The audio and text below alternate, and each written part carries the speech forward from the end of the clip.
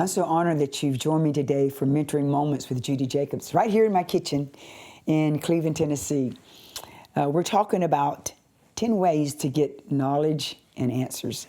Everybody wants answers.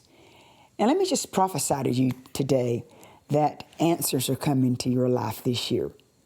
You've been wondering, you've had questions, and I just want to prophesy over you today that the questions that have haunted you, the questions that have kept you awake, the questions that have been in your mind over and over and over again, I just want to prophesy to you that God's going to give you answers this year.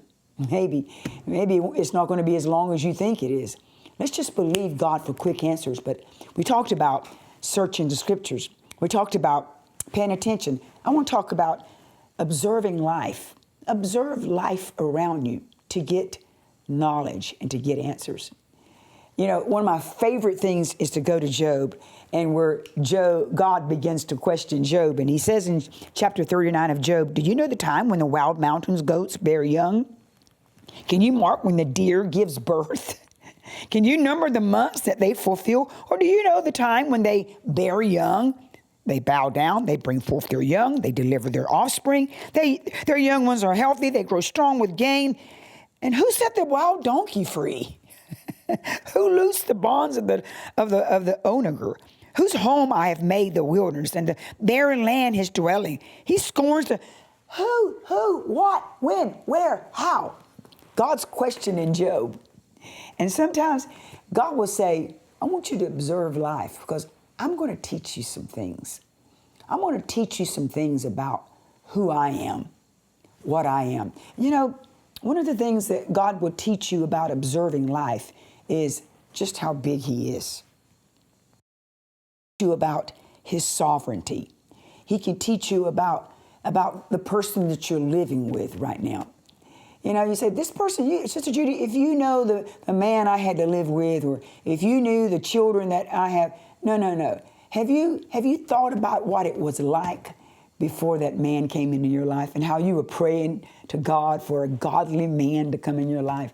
You remember when you were praying for a wonderful wife? Or do you remember when you prayed and fasted because you believe in God for children? Maybe God's already answered your prayers and given you answers. Or maybe you're just still waiting for those answers to those questions. I want you to look around you. I want you to look at the sunset.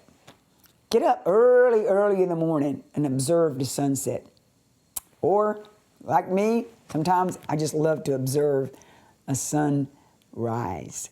Very, very often, really, I should say, very often I observe a sunrise, and I look at the sun as it comes up. And it just reminds me of the largeness of my God. It reminds me of how He's got it all in control. And what is man that you're mindful of Him, or the Son of Man that you should visit Him? He reminds me that if you'll just trust me, I've got your life. I've got the answers. I've got the knowledge that you need. Just look around at all the creation.